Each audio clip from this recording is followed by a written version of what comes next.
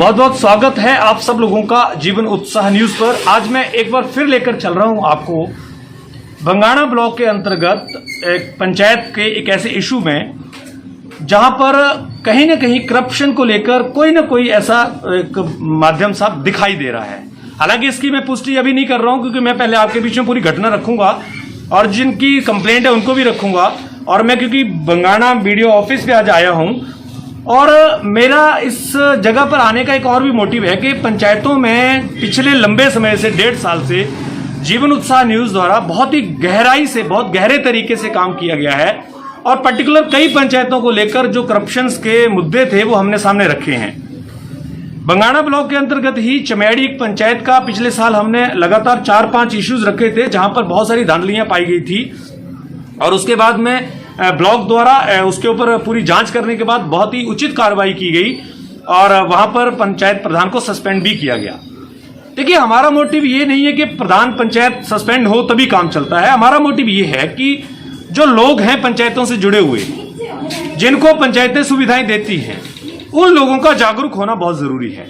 यानी यदि उनके साथ कहीं अन्याय हो रहा है, कहीं उनको लगता है कि उनके साथ करप्शन किया जा रहा है, तो उन लोगों को बढ़ चढ़कर आगे होकर विभागों में अधिकारियों के पास आकर अपनी शिकायतें करनी चाहिए। क्योंकि पंचायतों में जो पैसा आता है वो आपका खुद का आता है। आप टैक्स के रूप में जो पैसा देते हैं, जो आपकी जिम्मेवारी भी बनती है उसकी रक्षा करना, ये आपको हमेशा करना चाहिए। जैसे कि आप हमेशा ये देखते हैं कि पंचायतों को लेकर छोटी छोटी बातों को लेकर कोई ना कोई प्रश्न उठकर रहता है। ये चाचा भतीजा बात की जो कहानी है, जहां पर ये मेरा अपना है, ये मेरा पराया है, ये उस पार्टी का है, ये उस पार्टी का है, ये सब चलता रहता है। और इस चलने के बीच में कई बार एक सही व्यक्ति जो कार्य करने वाला हो, उस व्यक्ति को इसका खामियाजा भुगतना पड़ता है। दूसरी तरफ यहां पर एक बड़ा सवाल ये आता है कि नेताओं के साथ जो लोगों के संबंध बनते हैं, वहां पर भी कहीं ना कहीं एक सवाल खड़ा रहता है कि जो एक पक्ष विपक्ष है वो देखा जाता है, जबकि पंचायतों का नेताओं से, राजनीति से कोई भी संपर्क नहीं है। पंचायती राज अधिनियम में कहीं भी किसी तरह से कोई पार्टी शामिल नहीं है। इसका अर्थ यह है कि आप लोगों को जागरूक होना पड़ेगा। किसी भी तरह से अगर कहीं भ्रष्टाचार हो रहा है तो उसके खिलाफ आवाज उठानी पड़ेगी। मैं आज आपको लेकर चल रहा हूं एक पंचायत जो बंगाणा ब्लॉक के अंतर्गत आती है और इस पंचायत के अंदर एक कोटेशन खोली गई थी और उस कोटेशन में कुछ गड़बड़ियां की गई, कुछ उसके अंदर प्रयास किया गया कि वहां पर उस टेंडर को गड़बड़ की। चौकी खास पंचायत है और इसको लेकर हमारे बीच में जो कंप्लेनर हैं, जिनके साथ ये हुआ है, हमने उनको बुलाया है।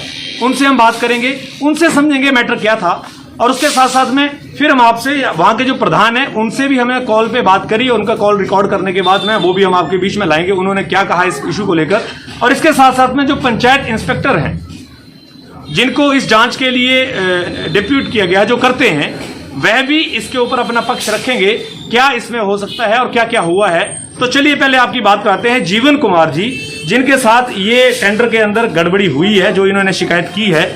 जानते हैं जीवन कुमार जी, जैसा कि आपने शिकायत दी है विकासखंड अधिकारी बंगाणा को और इस शिकायत में आपने ये आरोप लगाए हैं कि आपके साथ टेंडर में जो टेंडर खोला गया पंचायत में उसके अंदर गड़बड़ी की गई है। सर, क्या आरोप है आपका, आप पब्लिक को बताएं। सर, मैंने फोन आया कि ਤੁਹਾਡਾ ਟੈਂਡਰ ਹੈ, ਤੁਸੀਂ मैं कहा मैं 10 मिनट आ गया जी। ਮੈਨੂੰ ਪ੍ਰਧਾਨ ਜੀ ਨੇ ਫੋਨ ਕੀਤਾ ਕਿ ਮੁਬਾਰਕਾਂ, ਤੁਸੀਂ ਆ ਕੇ ਦਸਤਖਤ ਕਰੋ ਤੇ ਟੈਂਡਰ ਤੁਹਾਡੇ ਨਾਮ ਨਾਲ ਨਿਕਲ ਗਿਆ ਜੀ। मैं कहा मैं अबदू ही गया जी दवाई ਲੈਣ ਵਾਸਤੇ, मैं आ गया 10 मिनट। मैं ਜਦੋਂ ਦੁਬਾਰਾ ਫਿਰ ਉੱਥੇ ਪਹੁੰਚਣ ਲੱਗਾ, ਜਦੋਂ ਮੈਨੂੰ ਫਿਰ ਫੋਨ आ गया कि ਤੁਹਾਡੀ ਜਿਹੜੀ कोटेशन है वो कैंसिल कर दी है। तो आपने पूछा क्यों कैंसिल कर दी? बोला हमारी मर्जी, हम सेक्रेटरी साहब से बात की। मैं कहा अगर कैंसिल कर दिया तो उसका रीज़न बताओ जी। बोले अब दोबारा होगी जी। मैं कहा चलो दोबारा देते हैं।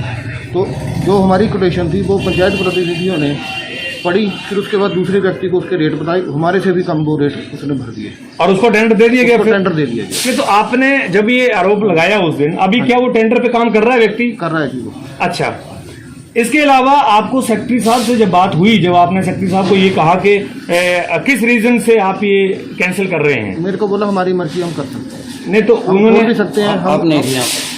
क्या बोला? मेरे को बोला कि हम खोल भी सकते हैं कोटेशन, उसमें कोई कुछ नहीं हो सकता। आप नहीं थे, आप यहाँ पे। तो क्या आप जगह पे मैंने नीरज कुमार को भेजा था, प्रेशर वालों का कोटेशन निकली, उनका भी व्यक्ति आया था, कोई दूसरा मालिक खुद नहीं आया था जी। और ब्लॉक वाले वो भी मालिक खुद नहीं आया था, वो भी और बंदा आया नहीं। था। तो जैसे उन्होंने ये कहा कि आप यहाँ नहीं थे, तो क्या जो बाकी लोगों की कोटेशन खुली थी या जिनको बुलाया गया, जो उनको दी गया, क्या वो वहाँ थे? नहीं थे, वो भी वहाँ नहीं थे। ठीक है। जब दूसरी बार खोली तब थे ट्रैक्टर वाले, और जो जैसे क्रशर वाले थे दूसरे थे, कोई नहीं था वहाँ। अच्छा, अभी आपकी क्या मांग है ब्लॉक से? इंसाफ चाहते हैं हम, इंसाफ करते हैं। ठीक है। जैसे कि यहाँ पर जीवन कुमार जी ने आरोप लगाया कि यहाँ पर जो कोटेशन खोली गई है वो इस बात को लेकर रद्द कर दी गई कि आप यहाँ पर नहीं थे। तो क्या टेंडर के समय में ठेकेदार को या जो टेंडर डालने वाला व्यक्ति है उसका होना वहां जरूरी है? प्रश्न नंबर 1 जो यहाँ खड़ा होता है। अगर हाँ, तो फिर बाकी लोग यहाँ पर क्यों नहीं थे जिनको टेंडर दिया गया? और दूसरा, अगर नहीं थे तो टेंडर खोले ही क्यों गए? क्योंकि जब नियम अगर ये कहता है कि अगर वहां बंदा होना चाहिए तभी टेंडर खुलेगा, तो फिर जब ये वहां अवेलेबल नहीं थे तो टेंडर किस आधार पर खोले गए? इस बात से समझ में आता है कि पंचायत ने यहाँ पर चाचा भतीजावाद करने का प्रयास किया है। मैं आपकी बात यहाँ पर प्रधान जी की जो पूरी रिकॉर्डिंग है वो आपके बीच में ला रहा हूँ। पहले आप पूरी बात सुनिए, प्रधान जी ने क्या कहा इस इशू को लेकर, फिर हम आपकी बात कराएंगे पंचायत इंस्पेक्टर राकेश कुमार जी से। हेलो। हेलो। हाँ जी। प्रधान जी नमस्कार, क्या हाल है जी? ठीक है जी। प्रधान जी, मैं रमेश शर्मा बात कर रहा हूँ जीवन उत्साह न्यूज से। हाँ जी।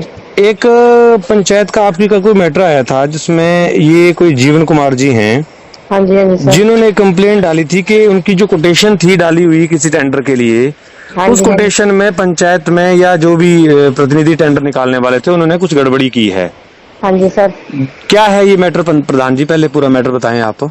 सर ऐसे हुआ ना, जिसमें कोटेशन थी 9 तारीख को हमारी कोटेशन थी ना सर। जी।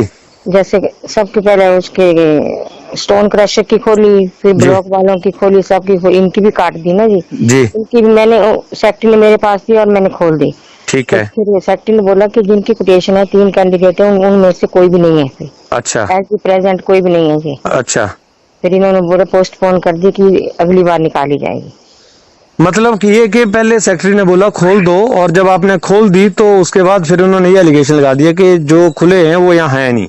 हाँ जी सर, ये बात हुई है। तो मतलब इसमें फिर ये तो गड़बड़ी वाली बात होगी ना। फिर आपने बोला टेंडर खुलवाया क्यों? हाँ जी। हाँ जी।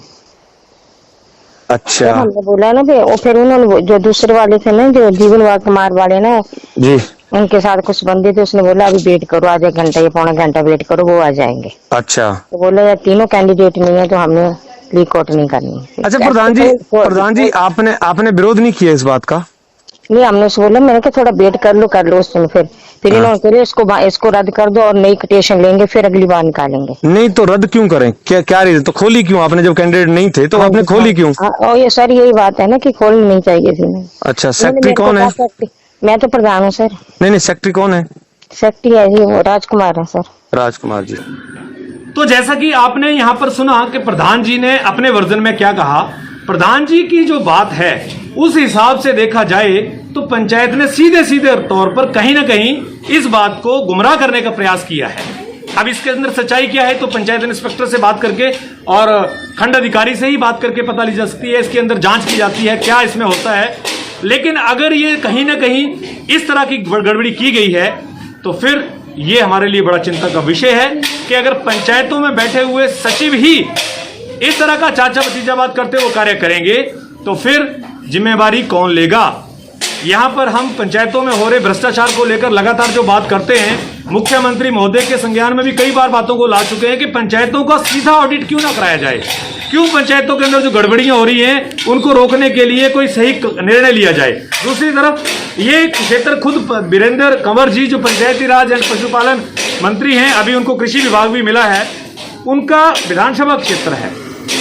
वीरेंद्र कंवर जी के इस क्षेत्र में अगर इस तरह की बातें हो रही हैं तो इसकी जिम्मेवारी उनको भी लेनी पड़ेगी, व्यक्तिगत रूप से उनको इसके बीच में शामिल होना पड़ेगा। चलिए आपकी बात कराते हैं पंचायत इंस्पेक्टर राकेश कुमार जी से, उनसे समझते हैं इस इशू को लेकर क्या है आखिर ये।